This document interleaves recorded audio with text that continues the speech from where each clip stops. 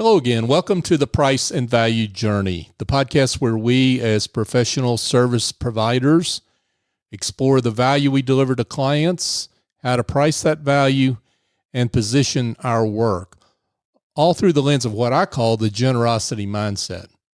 I'm your host, John Ray, and thank you for joining me. Now, if you're a self-employed service provider and you're thinking about winding down your professional work, whether that's slowing down or retiring outright, this episode is for you, expressly for you. If you find yourself in this situation, you're dealing with some challenging questions and situations. You want to retire on your own terms. Maybe you have no intention of retiring. You might want to slow down, yet stay active in some way professionally. Sometimes service professionals are able to realize their vision of how they want to wind down. But unfortunately, ageism, and it exists big time, can alter your carefully constructed plans. You might find that referral sources seem to be drying up. Invitations to speak or to serve on a panel start declining.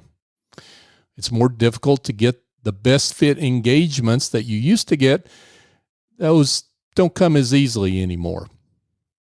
Now, to address this topic and the issues that arise from it, I'm delighted to welcome Dr. Larry Gard. He's an authority in retirement coaching and consulting. Dr. Gard is a retired psychologist in Chicago and the founder of Done with Work, Retirement Coaching and Consulting. Though he's no longer a therapist, which he's celebrating, we were talking about that before we came on the air, his long career in clinical psychology gives him the necessary perspective and experience to help professionals sort through the head and heart of retirement. I love that phrase that he uses. And they craft a satisfying next chapter.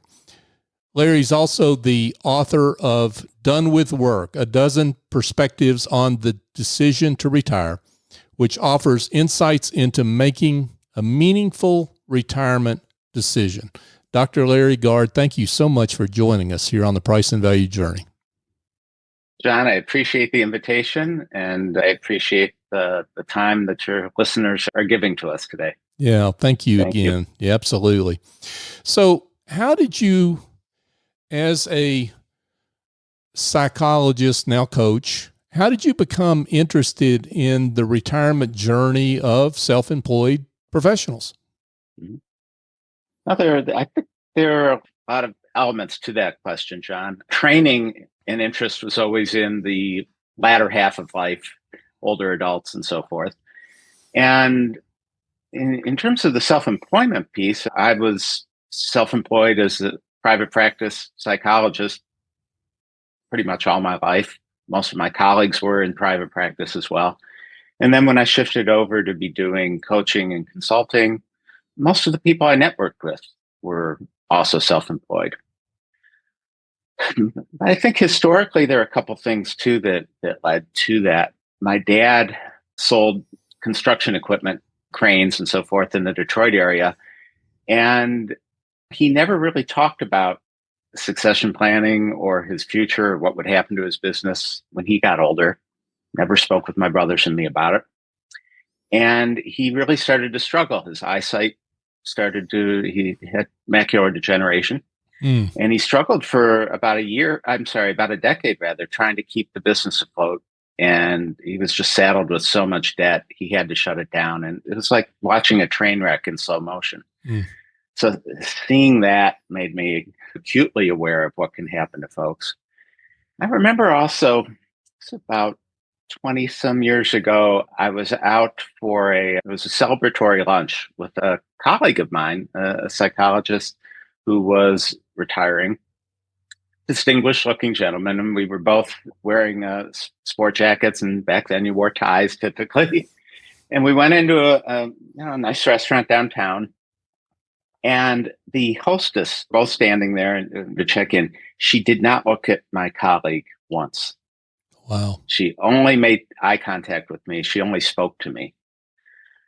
And that's when the light bulb went on about the ages, that piece of it. So I think those were the pieces that led me to focus on that. But I think it's important to note in terms of the self-employed folks, we're not a monolithic group. There are a lot of people who come to this differently. Some of us have been pretty much self-employed all our lives. Some of us shift over to it maybe mid-career when we've been, if you've been laid off or you become disillusioned with what you're doing. And then a lot of people become self-employed as an encore career. They use it as an off-ramp after they've retired. And we see that in the statistics. There was a study done in 2019 using data from the Gallup organization that looked at the percentage of people in the workforce who were self-employed in various age groups. And the people aged 60 to 64, it was about 10.6% of them were self-employed.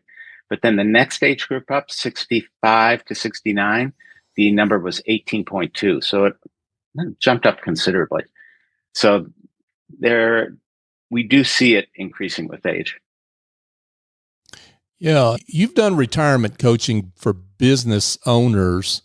Let's talk about what's different between the owner of a business, like your father's an example, that has a kind of a bigger business, lots of employees, and there's a kind of an exit strategy that's involved with that. Let's talk about presumably, hopefully. Right. Let's talk about self-employed business owners and what's different about their business. Yeah, the decision to retire can be fraught for anybody, but I do think folks who are self-employed, there's a potential for some differences. So, for example, if you work for a company or what we call a wage and salary employee rather, chances are that business, that company, that organization has some type of retirement programming or structure. They may bring in a retirement specialist from your 401k plan once a year to talk about retirement preparation. There could be a succession planning process that the company uses. You get a sense of who's moving up and you get a sense of who may be retiring soon and so forth. And you've probably watched older colleagues retire. Then you've got people who maybe own their own business, but they have employees, or maybe it's a large partnership. In a situation like that, hopefully at the end, you can sell that business. Mm-hmm. And so there's like dessert after dinner. Right. There's something that you get out of it. Solo practitioners, they don't have those types of things typically. What they do have on the plus side is they have typically some flexibility around the retirement timing, the decision. I'd like to share with the listeners just a really brief quote from the 19th annual Transamerica Retirement Survey. Mm-hmm. What they say is that unfettered by employers that can profoundly influence when and how they will retire, the self-employed have a strong vision of retiring on their own terms. Many intend to work beyond the traditional retirement age, and some have no intention of retiring. Intentions are one thing, but reality can be very different sometimes. And I like to say that planning not to retire is not a retirement strategy, and it doesn't stop the aging process from happening. So when you look at how some self-employed older people do retire as they intend to, they're in the driver's seat, they retire on the time schedule that they want on their own terms. But John, I see an awful lot of folks who, because of various factors, ageism being one of them, they watch their business start to decline, their income starts to decline, and they really struggle with whether or not it makes sense to continue.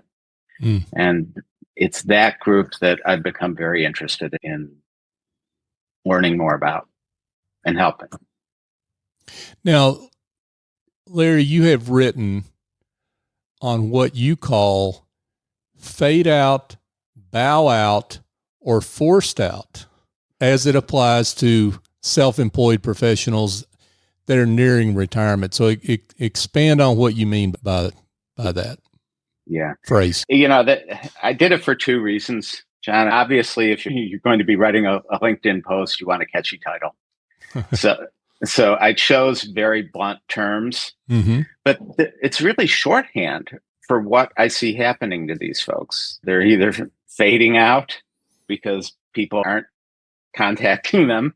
They're not getting the business. They're bowing out because they've decided this is just not working. Or they're being forced out because there's simply they can't see any other alternative. In addition to trying to catch eyeballs, catch views on LinkedIn with that. But the other reason that I wanted to be blunt about it is that I just don't think people are talking about it. I think it's a very lonely position for many older self-employed people. Very often they don't want to talk about it, and they certainly don't hear many other people talking about it. So it was my way of trying to issue a wake-up call. Yeah. And you're specifically referring to a LinkedIn post, but it's on your website, on your blog. Folks will have a link to it in the show notes as well. Yeah. You said all self-employed individuals are not the same. It seems to me that the common theme here, though, is the self-employed individual where their factory floor is between their ears, if maybe that's one way to put it. They've got their expertise, and that expertise has stayed with them. They haven't migrated that expertise into the business, and therefore the business is not saleable in most cases. So as they go, the business goes. And as they go, could be impacted, as you say, by ageism, illness, by family circumstance, by any number of factors, right? Yep. Talk about that. And I think part of what happens is that many people who opt for self-employment, there's a part of them that's enormously self-reliant. And they, in many cases, that's part of what allows their business to thrive. They feel like they can tackle just about any challenge, any business challenge that comes their way.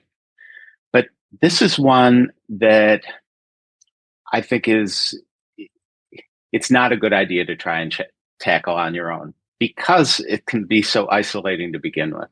So what I encourage folks to do is recognize that there's both an objective piece to this and there's a subjective piece.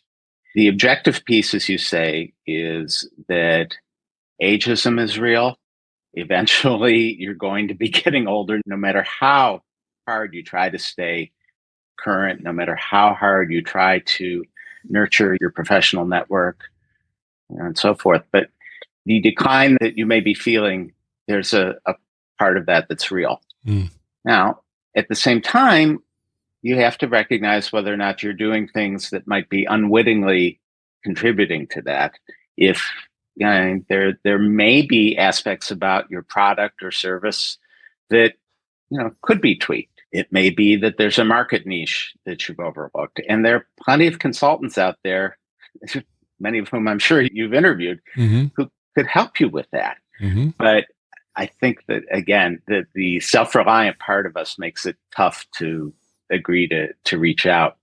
But even if you're doing the right things, you can't always overcome the pernicious effects of ageism. And that's the part that I think can be so incredibly frustrating. And that brings me to the subjective piece of this. Now, yes, you've got to look at your business landscape as objectively as you can and look at yourself and be brutally honest. But the subjective piece of it is that it feels lousy and you feel invisible. And you can, and I see this with folks, you can bounce back and forth trying to figure out, all right, so what can I do differently? Maybe I can turn this around. And then you start thinking, maybe it's time to wind this down. But that too can feel incredibly tormenting. So at some point, I think you can't just keep beating your head against the wall. And that's when you need to start thinking about how are you going to close this down and what are you going to do in your next chapter? And that's where a lot of my work actually ends up. I want to come back to that here in a second, but I want to talk about ageism. That it strikes me that ageism is one of those things that nobody believes until it happens to them. So you mentioned one example of how that showed up with your friend who was retiring and being ignored by that maitre d'. How does ageism show up in general? I hear from clients that it's typically very subtle at first. Again, satisfied clients don't refer with the same degree of regularity as they used to. The phone doesn't ring quite as often. And again, we've all gone through periods like that. But then other things start to happen. You send an email to a colleague and they always used to respond the next day or that day. But it seems like it's 3 or 4 days before they get back to you. Mm. Or I've had people say to me, Larry, this may sound really weird, but when I go to networking events now and I ask people, tell me about themselves and so forth, they don't always reciprocate, which is really a very, very odd experience to have happen. And as you mentioned earlier, the invitations to speak and be on panels, that seems to be less.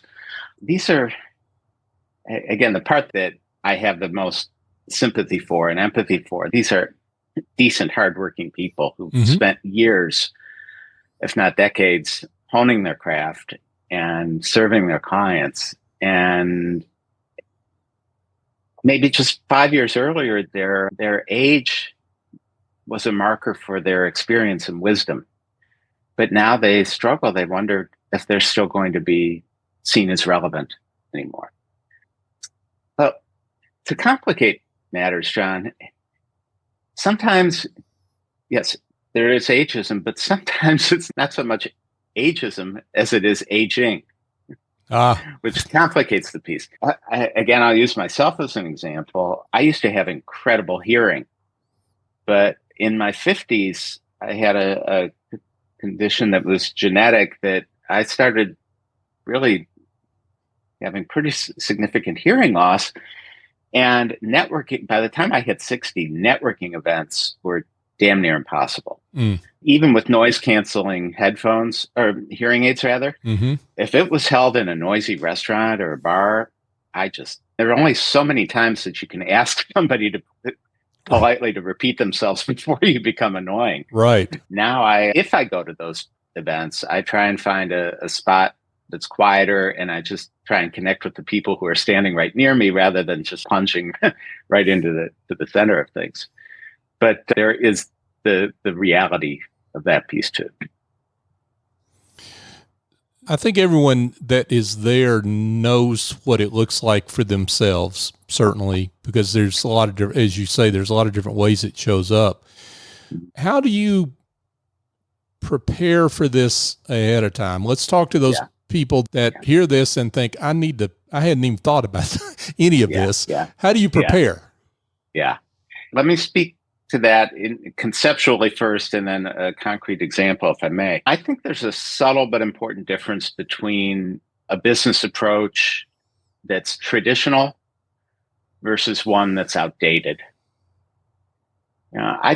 It's okay if the way that you do business, the way you conduct yourself and so forth is traditional. I think by and large, that's not going to age you that much. But if you come across as outdated, that's different. And an outdated approach, traditional implies it's something that's tried and true, whereas outdated, I think the implication there is that there are more effective and efficient ways of doing things. And I think that's what you've got to watch out for. So, and here again, this is where self-employed folks have to be a little bit more intentional. If you work for a larger organization, chances are there are other generations in the workforce with you that you come across on a daily basis And that makes it a little bit easier to pick up the latest trends, latest jargon, the latest technology. But if you're by yourself, you've got to be more intentional about that. Mm. And so I would say to your listeners, when was the last time you had lunch with somebody who was under the age of 40? You've got to be more intentional about that. Be sure that you're staying abreast of other professions, learning as much as you can about them, especially the professions where your customers tend to gravitate to. You don't have to be an expert, but you do need to be able to engage with them and ask reasonable questions. Again, I remember going to some networking events and chatting with somebody who was maybe 20, 30 years younger than I am, and them telling me about their business, and I'm thinking to myself, my God, I don't understand anything they just said to me. The terminology is, well, in a situation like that, I come across as outdated because I had nothing. I mean, I had to really wing it to engage with them. So learn about those. And there's a great government, I think it's through the Department of Labor, a great website called ONET Online. And you can read about virtually every profession, every job under the sun. And they even list which ones are sort of high growth professions. Think about how you communicate and convey your relevance to your clients. If you've attended a webinar and you've learned something that you think is compelling and new, think about, how can I let my existing clientele know about that? How can I reference it in my marketing materials? And love it or hate it, you've got to keep up on the technology. I know you certainly do, John. If you find yourself saying, I don't really need to learn about this AI stuff because I'll probably never use it in my business. If you say things like that, ought to be a red flag to you that you're running the risk of becoming outdated. And again, you don't have to master every new technology. You just have to know enough about it to ask relevant questions. But let me give you a very concrete example of somebody who Please set themselves up in advance. And this happens to be the gentleman who cuts my hair. But it's interesting because I've been going to him for decades. Uh-huh. And he's in his early 50s. And one of the things I liked about him is that he just uses scissors. It takes him a little bit longer, but it seems to work well for my type of hair. But he noticed that he's starting to get a little bit older, and he's getting arthritis now a little bit in his hands from repetitive use of that. And so he's going back to school to get trained as a barber so that he can learn how to use the electric clippers and also then incorporate those into his practice.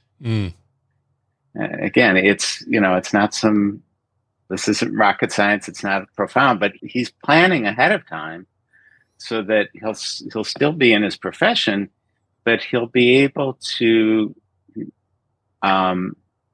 compensate for age-related changes. Part of what you're describing, Larry, it seems to me, is demeanor.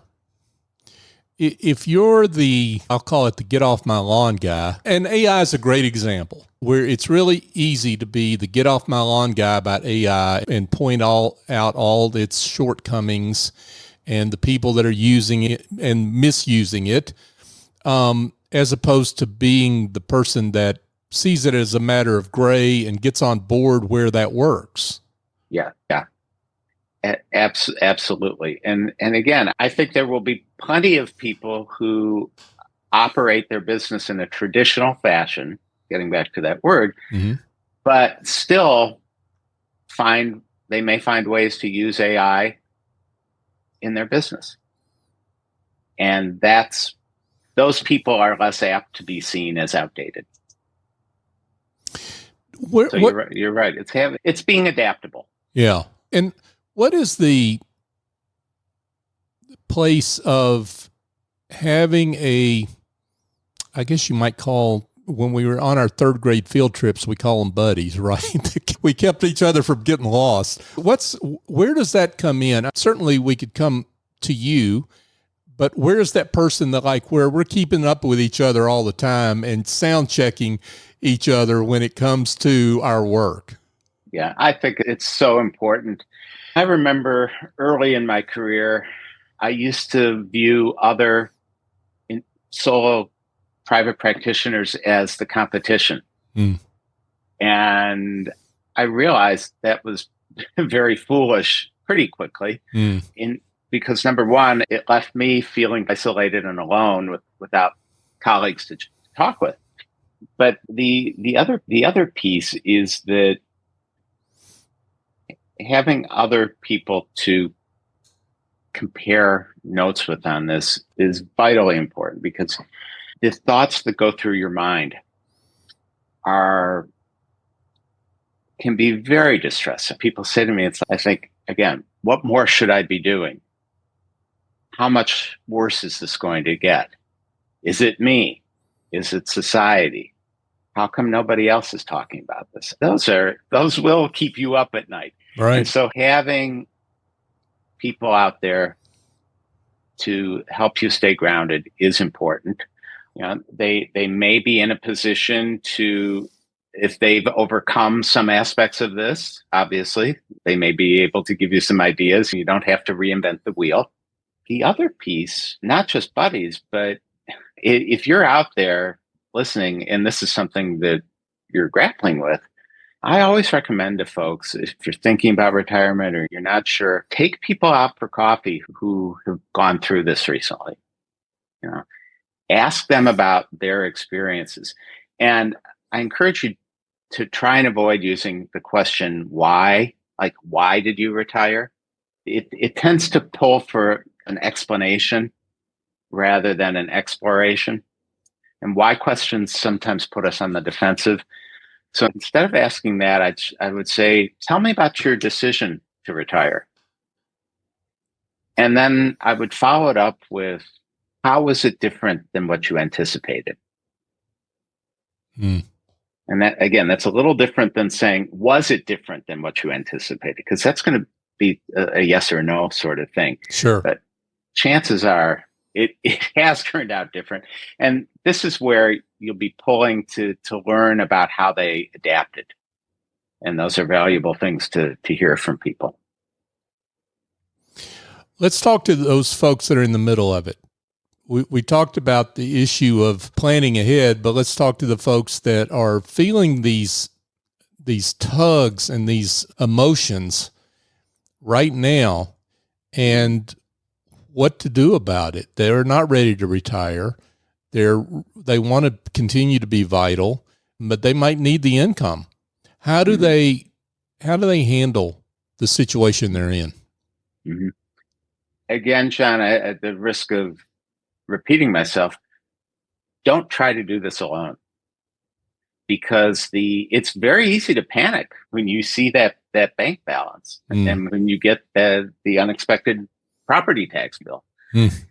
But that panicking, I think, gets in the way of making good decisions moving forward. Again, seek out consultants, at least just once. Give it a shot, who can help you evaluate whether or not there's anything else you can do with your business to modify it a little bit so that you can either, again, finding a slightly different market niche. Just a hypothetical example. Let's say you're a landscape architect and you've been doing pretty much the same thing, but again, the business seems to be dwindling. I think a consultant might say to you, have you thought about global warming? How's that affecting your clients' yards? Are there things that they can do to plant to keep the house cooler? That can, again, it's just a hypothetical example. But when you're panicking, you may not be thinking about that. So getting a business consultant is important. I've had clients say to me, there's really no way that I can automate my client processes. There's just no way for me to do this. And then I take a look at their website and I see it's just very basic. And I'll say to them, before we start working together, I want you to go see this website consultant, because I don't think you're even aware of what you could be doing differently. Yeah. So get some objective advice. But the flip side of that is, if you're going through this,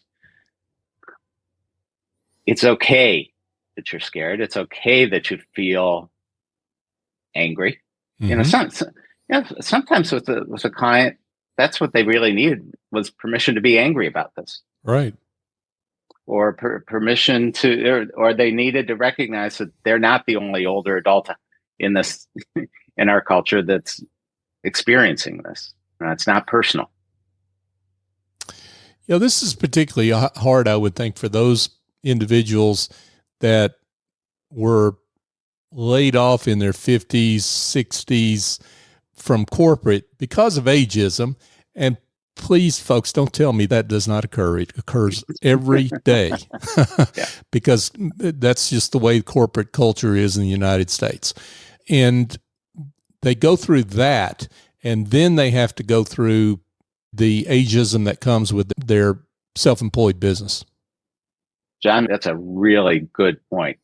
I hope you won't mind if I incorporate that. Bring it on. I'll look forward to your blog post on it. My next blog post on it. Yeah. No, that really is an excellent point. And you can use that or look at it two ways. On the one hand, you can make the argument, I might say to that person, let's look at how you were able to use your internal and external resources to overcome that challenge. What is it about you that allowed you to do that, and how can we harness that moving forward? Mm-hmm.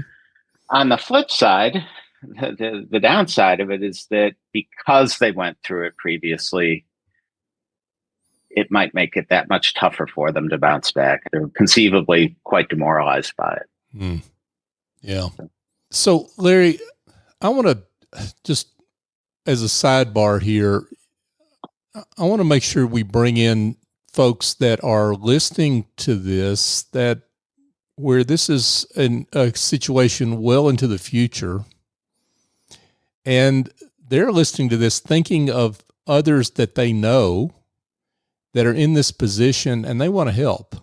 So let's talk to the folks that would like to be generous and helpful to professionals that are going through this time of their career.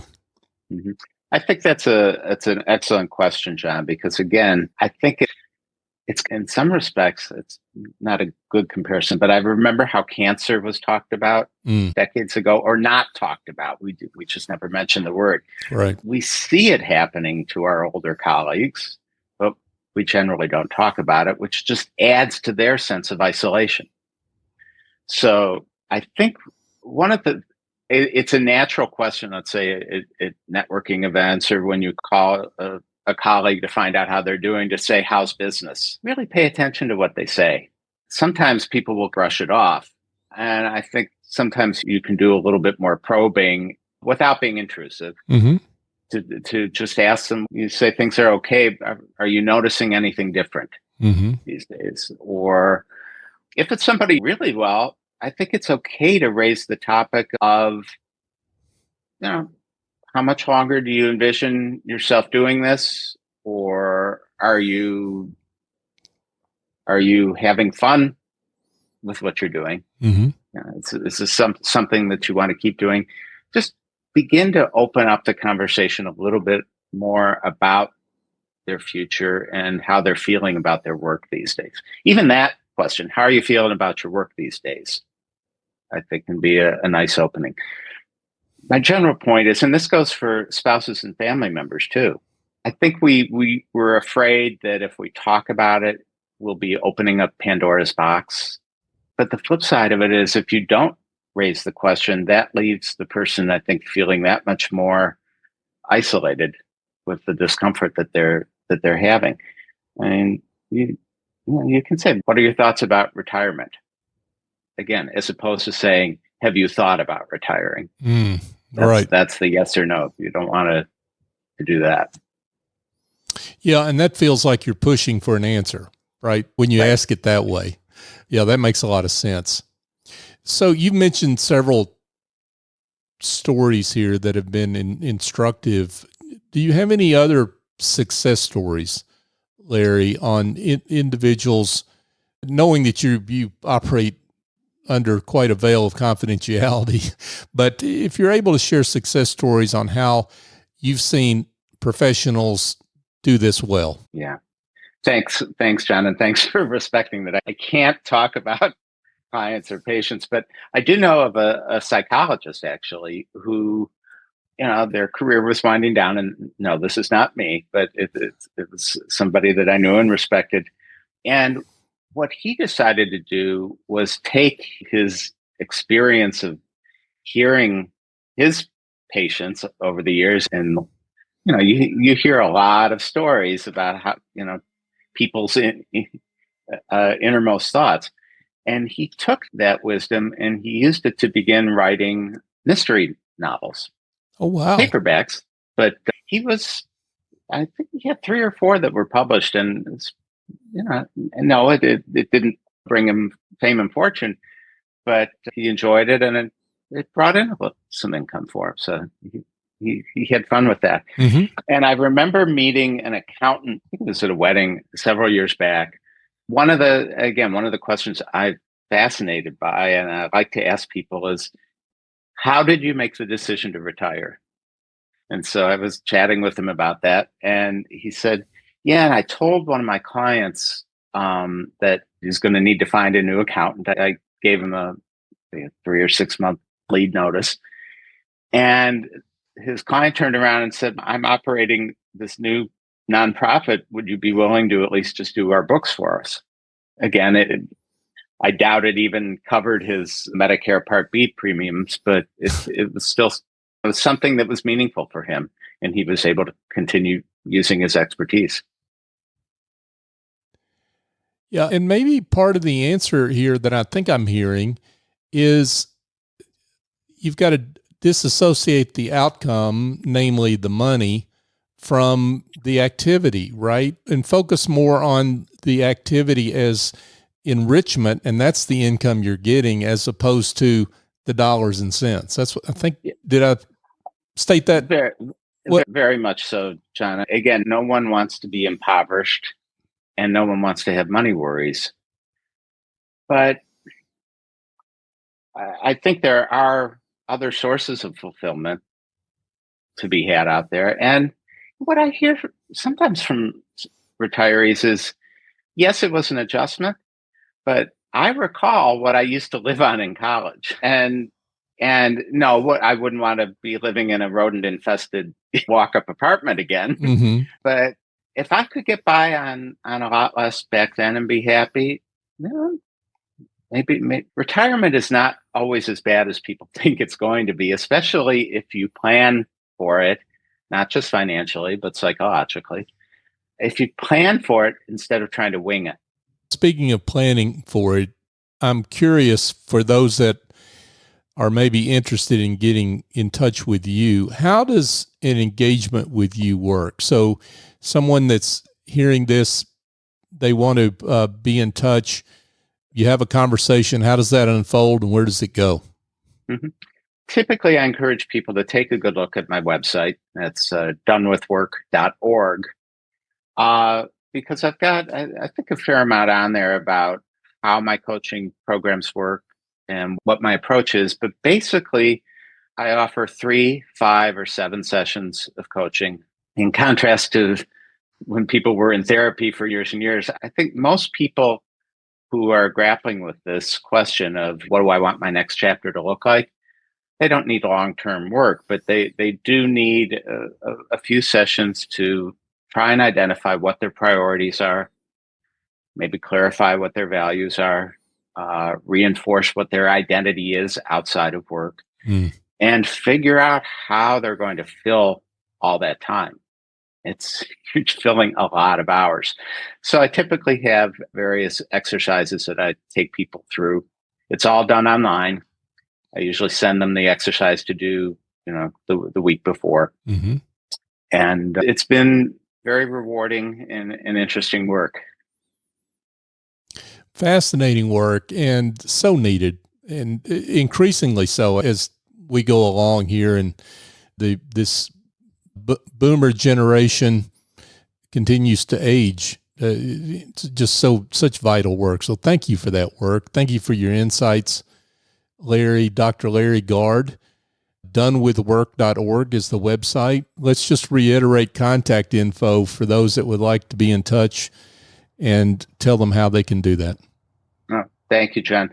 Again, on the website, there's a contact form, or my email address is drlgard@donewithwork.org. Also happy to give you my cell number, as long as you're not going to call me with political ads. We're all getting inundated with those these days. That's 312-560-4184. Terrific. Dr. Larry Gard, folks, Done with Work is the name of his company. Larry, thanks again for coming on. We appreciate you and your work. John, thanks for having me. Hey, folks, I want to thank you. Thank you on behalf of Dr. Larry Gard for joining us here on the Price and Value Journey. If you found this episode helpful, I can't imagine that you didn't. But if you found it helpful, please share it with others. And if you're not already a subscriber, you can subscribe on your favorite podcast app. So please do if you enjoy this series. And if you'd like to connect with me directly, particularly if there's something about the show you particularly liked or you didn't like, even more important, email me. john@johnray.co is my email address. Also, if you're a consultant, coach, accountant, attorney, or you're in some other services discipline that involves the factory floor between your ears, and you're struggling with the value you offer to clients, expressing that value, your positioning, your business development, and your pricing, I've written a book just for you. It's called The Generosity Mindset, A Journey to Business Success by Raising Your Confidence, Value, and Prices.